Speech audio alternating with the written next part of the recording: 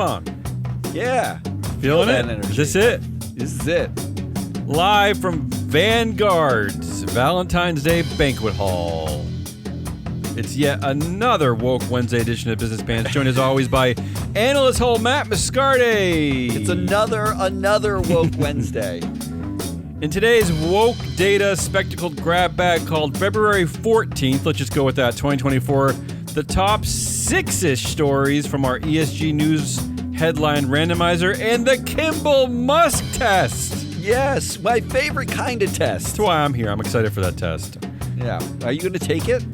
Yes. Our It show will today tell is you being whether- sponsored by FreeFlow Analytics, the only ESG data platform to measure real board influence and diversity power gaps. I mean, it does a lot of other things, but it does those things. It's really hard. Yeah. Look, here's the shorthand. If you think of a company and a governance failure, right? If you want to know whether or not the governance failure is likely to happen, you can analyze the board. You can do a risk analysis of them. You can check them for their performance, and you can pick top performing team members. FreeFlow Analytics lets you do that.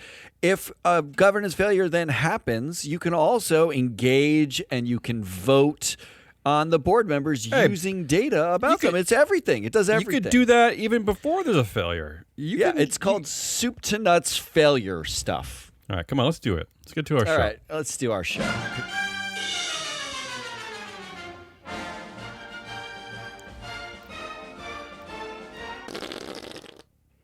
Lyft.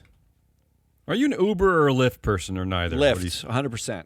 Lyft shares pull way back after CFO corrects major earnings release error. Lyft CFO Aaron Brewer said on the earnings call that the company had misstated its margin expansion in the press release.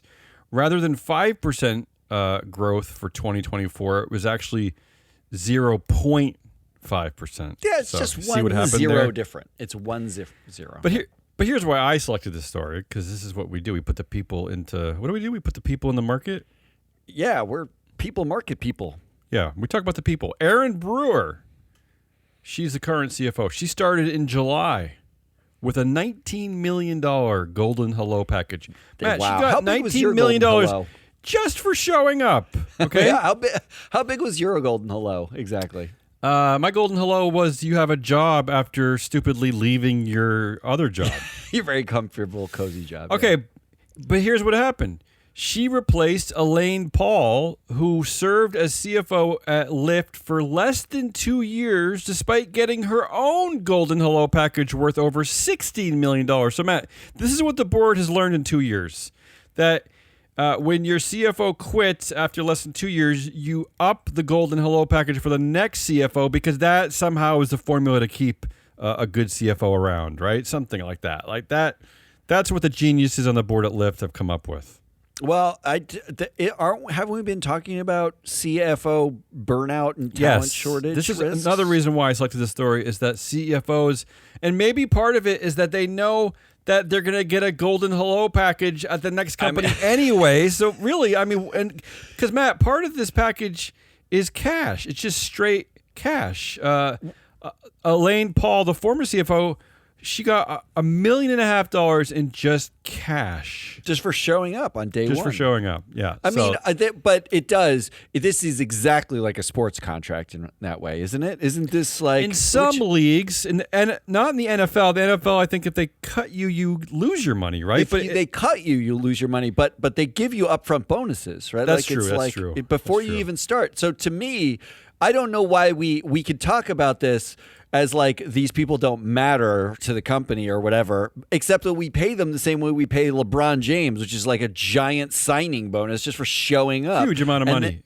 And then we don't even measure their performance. And you know what shareholders can do here that they can't really do with LeBron James? I guess they can boo LeBron James, but exactly. What good is that? Here's what you can do. You can vote out. You can target the compensation committee members. You can do that. Sure. You can vote no on say on pay. There's lots of things you can do. Yeah, there's wouldn't it be nice to know if there's like a data set you could use to do this, to say which board members have approved high compensation and got nothing for it? FreeFlow Analytics. Oh, before I get on the next story, make a plug. Where can our listeners vote for us? Aren't we up for some award somewhere? Oh man, we are up for the A-Team ESG Insight Awards 2024. That's Yeah. not a make-believe thing. That's a Okay. real thing. It's a lot of words. But So if they Google what? If they Google ESG, if you Google Insight? A-Team ESG Insight Okay. Awards, right? Yeah. Like you'll find us. We are up for Best Governance Data Provider. That's Yes. the best. Well, We've been yeah. nominated for Best. We I'm should just definitely saying. get that one. And then we've been nominated for Best Unstructured Data Provider. And they I don't know what that means. I don't know so what that means. They call everything that isn't like a data set that like somebody can put neatly into a spreadsheet in the same columns. Like I don't know. It's like Yeah, I don't know what that unstructured means. data is like we use natural language processing and machine learning. So now they call us unstructured data. But I don't care. I want to win both. Go vote on both for us. Okay. In part, 45,000 of our series called "Do People Who Run the Companies Matter?" See, that's what we do here. We talk about the people.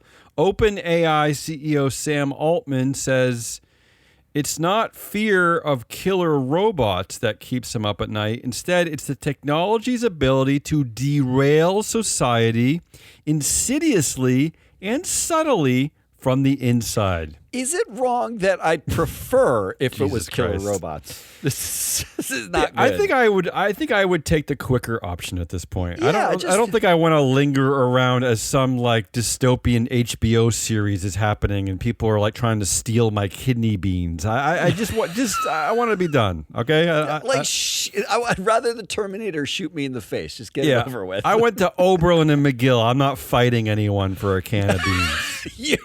you literally are not. No. He also says without adequate international regulations, the software could take society by storm when very subtle societal misalignments are not addressed, Altman said. So again, he's doing the thing that these tech bros who by the way are making a lot of money off of this little game. But what they've been doing for years is saying, okay, you figure out how to regulate us. We're destroying the world. We're either destroying your children, we're destroying the planet, whatever we're doing. But the rest of you figure out how to put up the guardrails because either we're going to have dual class structures where our board members don't matter, or if our board members do what they're supposed to be doing according to the bylaws, like at OpenAI, and they try to get rid of me, I'm going to protest and throw a hissy fit. I'm not going to leave anyway, and we're going to fire the two women who spearheaded getting rid of me, right? I mean, isn't this sort of like if you like got in a bar fight in college, being like, well, it's my parents' fault for not giving me the rules to not punch somebody. I'm sure that happens. I'm sure that excuse has been used at certain colleges. And doesn't work. Like at some point we Stanford, throw them Dartmouth. in jail, right? Like we basically throw. But this is the same thing Zuckerberg does all the time. He's like, oh, China, like so. They'll all do this. They'll give you the enemy, like China is going to take over this country if we don't do it well, and then they'll simultaneously say, but while we make money destroying the universe, it's really your fault for not giving us the parameters to not destroy the universe, as if like morality is somehow like that wasn't part of this equation. Like we're hell bent on destroying the universe. It's your fault that we're doing it. I like that the tech bros, the one country they use to say that it's going to take over our country is the country that has never tried to take us over ever. Not one time. Yeah. Not one time. Yeah. Also, in related news, Bill Gates was asked, what would he ask a time traveler?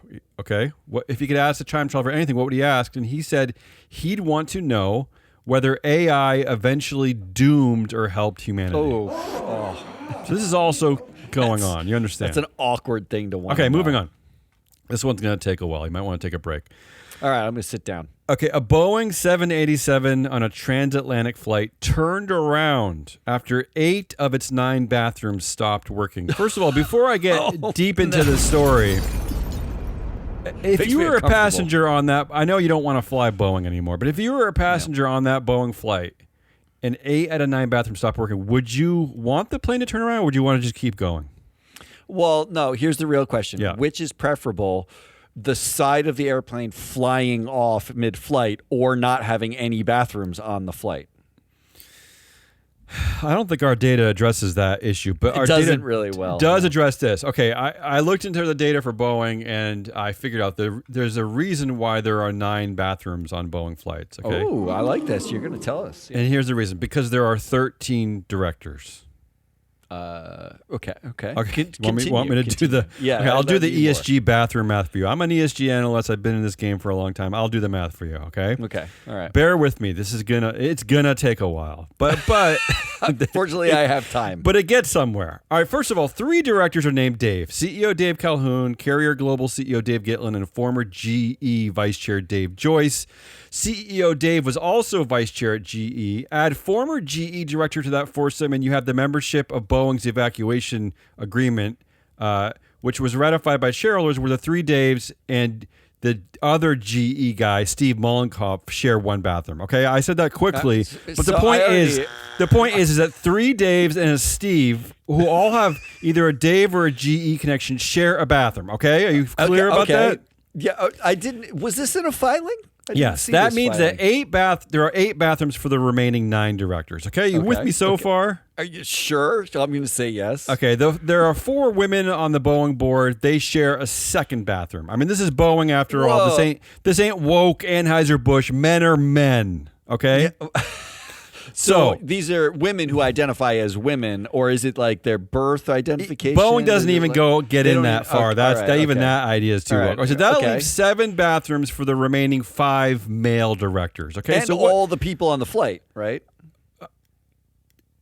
Ostensibly, don't butt in here. So what's the? And I think I get what you're saying. You're saying, so what's the problem? You ask, right? 7 bathrooms for the remaining 5 male directors. Yeah. Well, here's the problem: that one of the broken bathrooms was the women's bathroom. Oh no! Okay, where are they gonna go? And this is where Boeing director Admiral John Richardson stepped in. The former chief of U.S. Naval Operations cited undisclosed national security risks when women use men's bathrooms. So he ordered the plane to turn around. Okay. Wow. You can't have kind of power, huh? Yeah, you can't have women using men's bathrooms. So when asked to elaborate, Boeing director Admiral Richardson, who actually chairs Boeing's Special Programs Committee, right? Is that a real thing? Yes, I wonder where the real things are in here. He cryptically said, quote, "The Special Programs Committee's principal responsibilities include reviewing the operational aspects of Boeing programs, which, for purposes of national security, have been designated as classified by the U.S. government." Wow. So we went through all that to get to the fact that the bathroom issue is classified. Is really what we're talking about. All right. I'll let you decide whether or not you want to keep that part in the show. That's going to stay in forever. I want to remember let's get some Tesla updates. No, let's not get some Tesla Always updates. Incredible Tesla updates, which beg the question, does the Tesla board do anything? Like, are they even alive? Are they mannequins, you think? I think it's like Weekend scarecrows? Yeah. Are they like the characters in The Wizard of Oz? Like one of them doesn't have a brain, one of them doesn't have a courage, or I don't even know. All of them have a lot of money, though. And speaking of which, here's the first headline. Tesla board silent as investors await next steps after court revokes Elon Musk's $56 billion pay package. Matt, it's been 2 weeks. I'm 2 shocked. weeks, and the board still has not said a word. Are you shocked by this? But this is pretty big news. I mean, this is huge. It's a huge thing that happened, and the board is still silent. Look, they're really busy right now crafting his $75 billion pay package that gives him even more control of the company. As my daughter would say, this is literally your job. Yes, it is. Your daughter should be on this show. Yeah. Next Tesla headline. Some Cybertruck owners say their Teslas are starting to rust in the rain. First of all, there are Cybertruck owners? Yes. Second of all, Matt, it's raining on the Cybertrucks and they're rusting. Rain seems like something you should have figured out. If you can't see the humor in that one, then you're really not good. alive. Maybe if you can't see the humor in that, maybe you're a Tesla director. The next headline. Now we get a little dark, so forgive me, but this is Tesla. Tesla driver says he's not sure if he killed a pedestrian because he was on autopilot, claiming that he can't remember if he ran her down or not. If he No. did, he says he must have been on autopilot and checking work emails. No, I don't like this at all. Okay. I don't This is like a real that. story, by the way. It's a real story. Yeah, well, And that's his real defense. That's his real defense. I just wait until they have the defense of wearing the Vision Pro while doing the autopilot, running over everything. And I mean, they just had a Super Bowl ad with anti-Tesla. Tesla's running people over with their fake self-driving, right? Well, not to get serious for a moment, but it does. It eventually will ask the question in the courts if these lawsuits work was your CEO distracted or not running this company, and did your board care? Right? Because the CEO at Tesla is the CEO of 17 other companies. Look, the fact is, the board's job is to be guardrails on stuff like this. It's to say, including you firing your CEO if Yes. they're so busy that they're doing other things constantly. You can't do 5 jobs because you need to focus on the one that could kill people.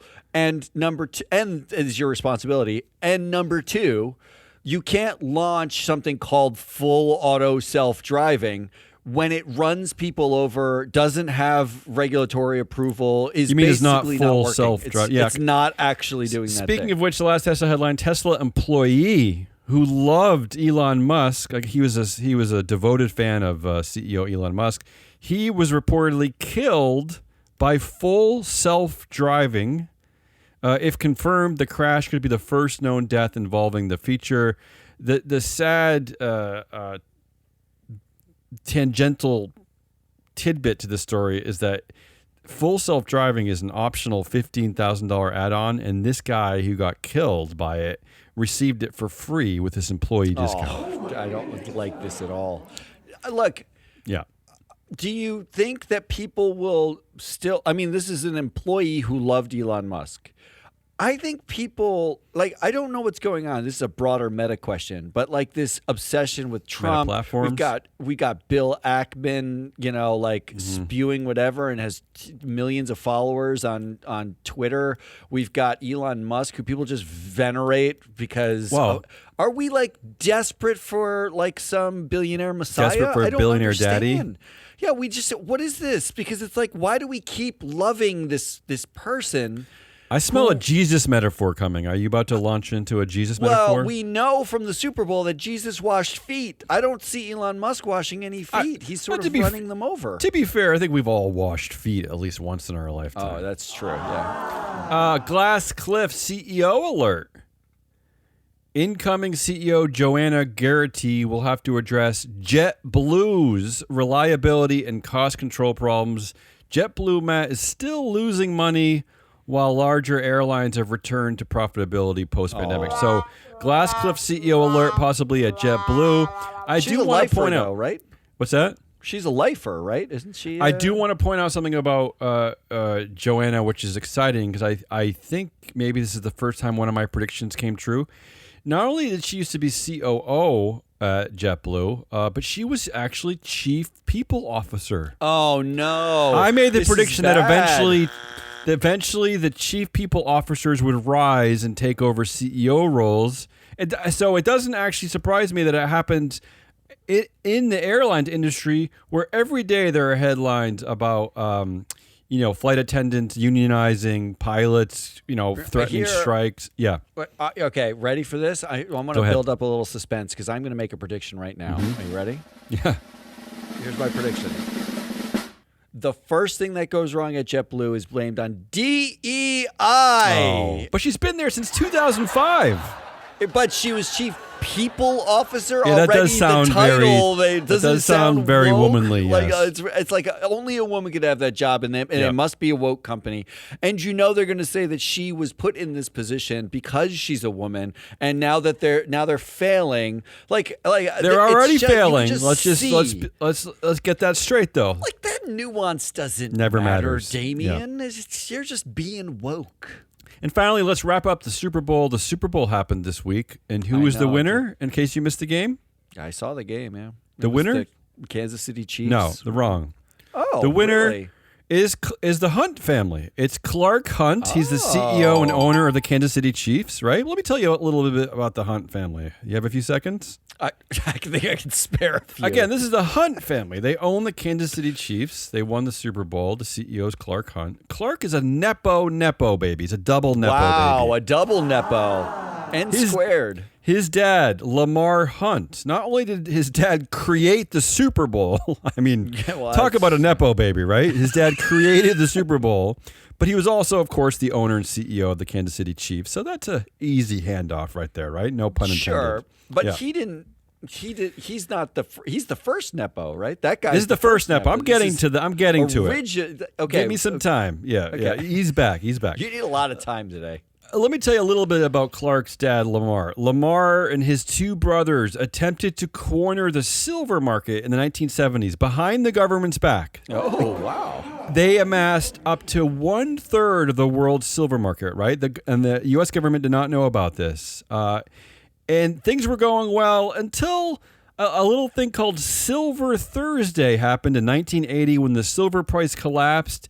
And then the brothers filed for bankruptcy. So they're this is a Nepo failure baby story. A Nepo fail-upping. Notice that they file for bankruptcy. They try to cheat the government, but they still somehow keep a football team. The Kansas City Chiefs. Yeah, the Kansas City. Right, but okay, let me just finish the story. Let me tell you about the Nepo part of it. Let me tell you about Clark Hunt's grandfather. He's where the money started in this family. His name was H.L. Hunt. Of course, he was an oil tycoon. Right? Okay. Yeah, duh. Yeah, all right. Let me tell you a little bit about H.L. Hunt. This was a man that Malcolm X himself referred to as a white supremacist, calls him a white supremacist. Not a great look. Yeah, and one of the reasons, there were several, was that H.L. Hunt wanted to deport all Black people back to Africa. And this this is not the 1830s. This is like the 1930s. The 1930s. So this is the grandfather who started the family that started the Kansas City Chiefs. Not only that, but H.L. Hunt was also a bigamist, a legendary gambler, and according to the FBI, he ran a prostitution ring. Oh, no. So, ladies and gentlemen, the winner of Super Bowl 53 is the white supremacist, pimp, failure, Nepo, bigamist, oil Hunt family. Yeah. I mean, this is if you don't love this, you don't love America, right? You don't love America. That's all I got. All right, let's move on from all of that to whatever I'm doing.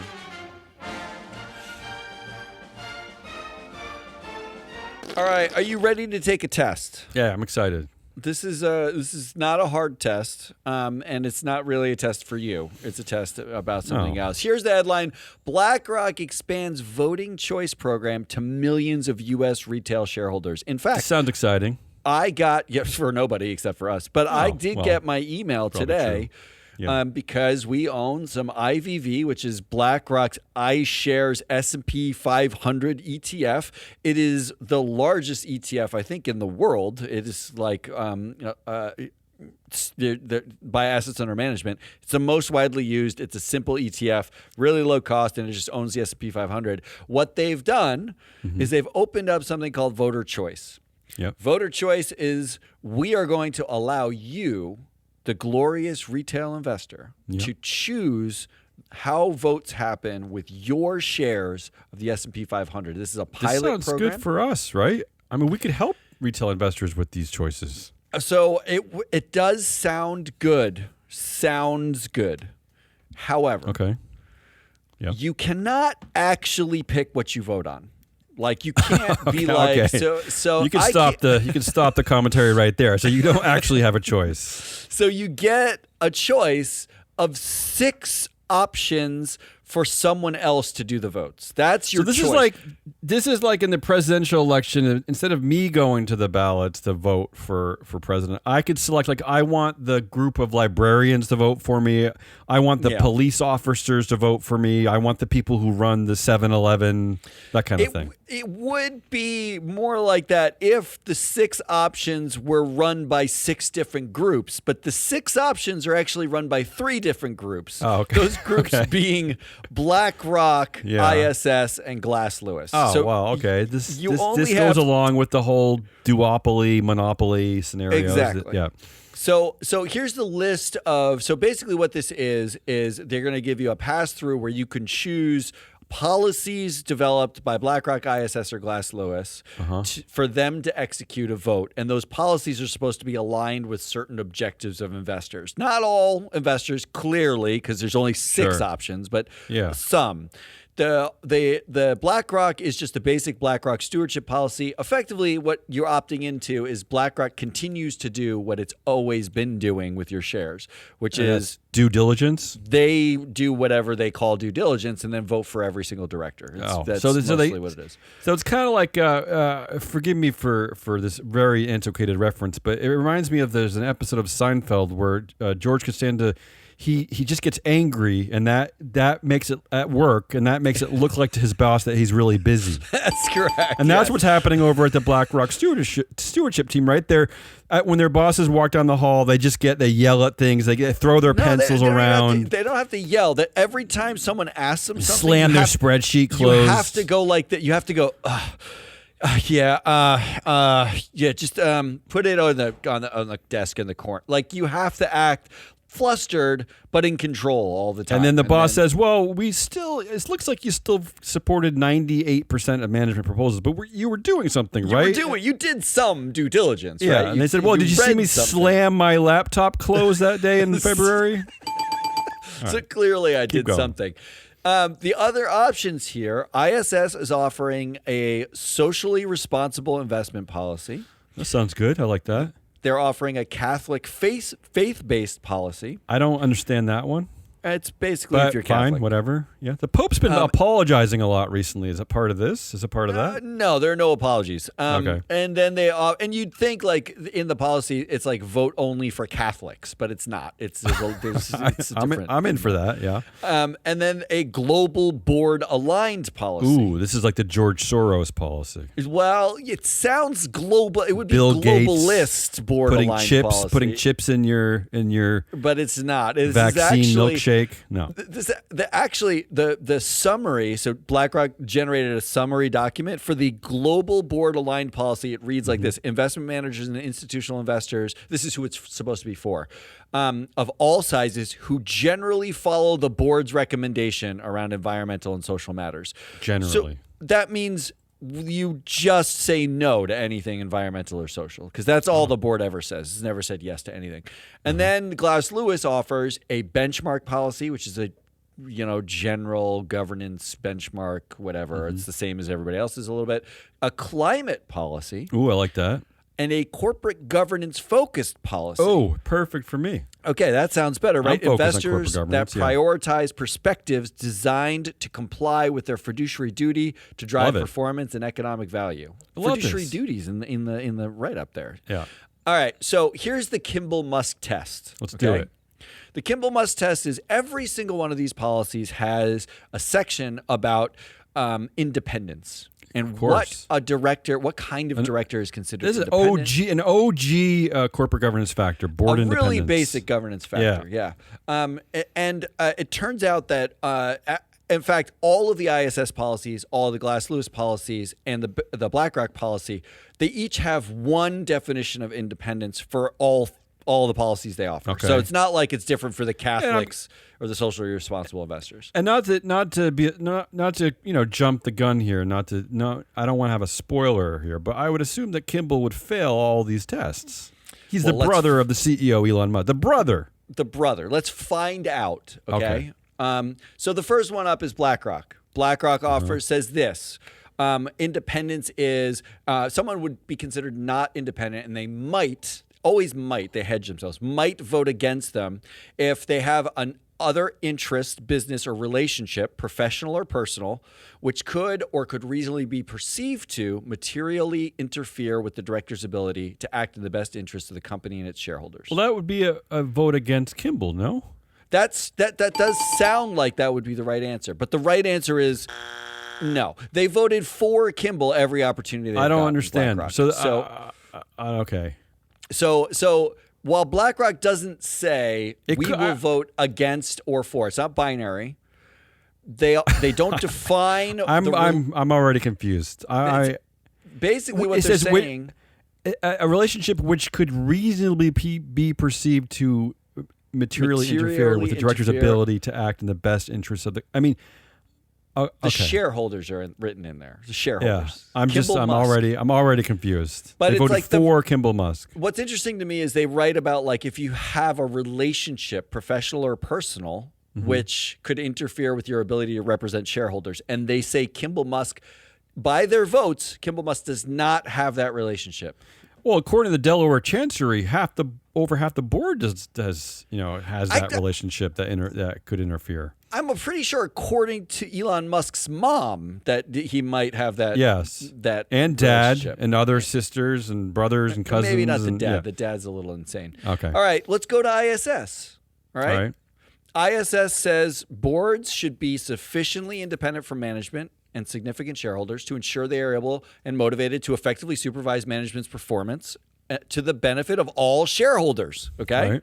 Yeah, makes sense. And then they say you are independent. You're not independent, I should say, if you are a, quote, immediate family member. Okay, so Kimball Musk. Which follows the SEC's definition of immediate family. The SEC actually defines what an immediate family member is for us. Okay. So we don't have to think. ISS doesn't have to think here. They just use that. Do you want to know what the SEC's definition is? Yes. Here's the. You have to say yes because I'm going to tell you anyway. The SEC's rule is an immediate family member includes the spouse or life partner, and children of an insider. Elon has lots of children. And any relative by blood or marriage of that insider or spouse or life partner.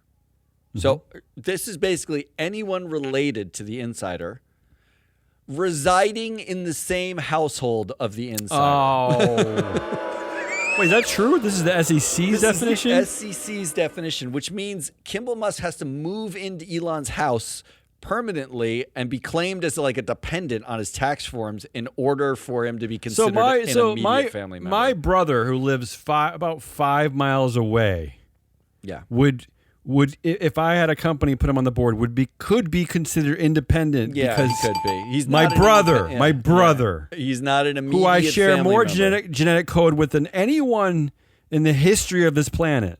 Yeah. According to the SEC. He's not an immediate family member. I don't understand. And finally, Glass Lewis's policy. Yeah. Glass Lewis has, this is the corporate governance focus policy. This is right from the corporate. This is a home run. This is vote against Kimball. Home run. There's no way inside the park home run, whatever out of the stadium, whatever it is, it's a home run. Whatever your sports metaphor is, they would consider Kimball Musk to be an affiliated director. Like he's not an insider because he's not like part of the company. He's an affiliated director. That's a director who has a material, financial, familial, or other relationship with a company or its executives that's not an employee of the company. Yeah, that's what MSCI would call that outside related. And Glass Lewis recommends voting against an affiliated director if ellipses, dot. No. Okay? Yeah. An affiliate or insider is on any of the key committees. Kimball's not on any key committees, right? Or an affiliate or insider on any of the key committees, and there isn't independence on that committee. Okay, that's weird because unless it's a controlled company, you have to have independence on all those key committees. That's correct. So that one is sort of so that's Kimball Musk. That's a fake. Yeah. He would have to be on the audit committee, for instance. What's Glass Lewis doing there? They're kind of being fake there, right? They're kind of fudging around there. It sounds real. Sounds real. Here's another one, okay? Because there's 3 options that Glass Lewis gives you. They might vote against this affiliated director if the director or a director whose immediate family member or the firm at which the director is employed provides material professional services to the company in the last 3 years. That's like a related party transaction. So if Kimball Musk's company did all the catering for Tesla in the last 3 years. It would be vertical caterings. I think he runs vertical. Well, vertical farms. Yeah. He failed. I think he failed at a vertical farming company in Brooklyn. I think. Well, the cowboy hat was really what did him in. Yeah. But so you actually have to be it's not enough that Kimball Musk is his brother in this I was case. going to say, it's that he's selling I've already something stopped. to the I mean, it's his brother. But okay, according to Glass Lewis, he would fail this test too, right? He does not fail this test. You're wrong. Does not. So that's what I mean. He's Like not selling. He's something. still independent so far. He's still independent. He's still independent so far, or just an affiliated. Because he's not on the right key committee, and he doesn't actually sell his vertical green beans to Elon. To Elon himself, correct? Yeah. And then so we have one final chance here, a final chance in your voter choice. Now, remember, I am now electing a voter choice. I am going out to the world and saying, finally, I can pick these directors. I do not want someone's brother on the board making decisions with their brother about my money. I want somebody independent representing my interests. Their Glass Lewis corporate governance focused policy is our last chance because we've already ruled out everybody else. It's your last option. And it sounds like this. If the director or director whose immediate family member engages in airplane, real estate, or other similar deals with the company. Oh, well, isn't that kind of like the second if? It's like if they do a materially significant amount of business. No, what they're saying, it's not a it's what they're saying is it's perks.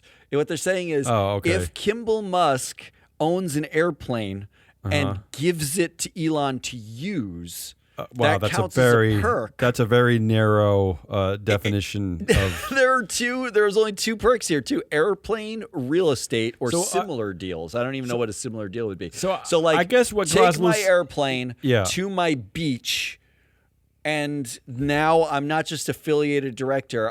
There's a material sort of trade. Does the man who up until a few weeks ago received a $56 billion pay package and is the richest man in the world, does he need to use his brother's airplane? Does his brother? What happens if Elon lets Kimball borrow his airplane? Well, according to Glass Lewis, it doesn't matter. I mean, I think what Glass Lewis is really saying here is that they don't care. And this isn't just the Glass Lewis problem because we've already eliminated ISS and Blackrock for not considering Kimball Musk a threat to the independence of you know what else? The board. You know what else this policy fails at, and all these policies fail at, is that they don't even care about the board. That's correct. As a whole. No. They're willing to say that Kimball is fine, notwithstanding any due diligence to articulate the independence of the other board members. They don't have any measurement of the board members individually or as a whole. I mean, like, they are basically effectively saying we're going to set some preconditions about what independents are that have nothing to do with real life independence or the board as a whole for independence. They just rely on someone else's standards and they're done. I give Glass Lewis a little credit here because at least to me, it seems like what they're saying is, I don't care, leave me alone. Right? Like, we're not going to vote against directors. We don't care. The CEO is king. Just stop. Right? Isn't that what they're basically saying? Yeah, that is what they're saying. But it does, BlackRock very nicely in their summary lays out the percentage of times inside this fund that these options would have voted against management. Okay. And it looks a lot like ESG, ENS, shareholder proposal support, would be the only one where you see any material difference. In fact, Glass Lewis's corporate governance focused policy, the one we just talked about, less than 1% of the time do they vote against management. Yeah, that makes sense. And again, let's remind the audience that it's Glass Lewis, ISS, and Blackrock that the anti-woke are angry about because they think there's a woke cabal going on here that supports the hippies trying to take over Starbucks, right? And not that's right. That they don't support management, they don't support capitalism. They're trying to unearth, our society as it is. So I'm going to leave you with this. I'm going to drum roll, and then I'm going to play us out. Which policy is the wokest? Well, I think that because I'm going to play the role of the anti-woke here, and I'm going to get triggered just by words, and I'm going to say that the wokest is the one that says socially responsible. That sounds like it's too many women and black people. It would sound like that, but you're wrong. Oh. The real answer is Catholics. Oh, okay. There you go. Of all people, the Catholics. No offense to the Catholics. The Catholics, 77% of the time they vote against management for board opposition. 77% they support E&S proposals. 76% of the time, governance shareholder proposals. They basically are anti-management across the board. This makes sense to me because the Catholics are doing their penance. I don't really understand Catholicism, but they've been apologizing for all the crap that they've done in the past, so maybe this is part of their penance, right? It's self-flagellation. Yeah, yes, that's what this is. Thank you. Thank you, Catholics. That is Business Pants for a Woke Wednesday. It's Hazelnut Rollins. I'm your analyst, Matt Mascardi. We are Free Float. Come back tomorrow/today for Proxy Countdown, where we're covering the Starbucks slate. And then on Friday, we'll wrap up the week. Until then, goodbye.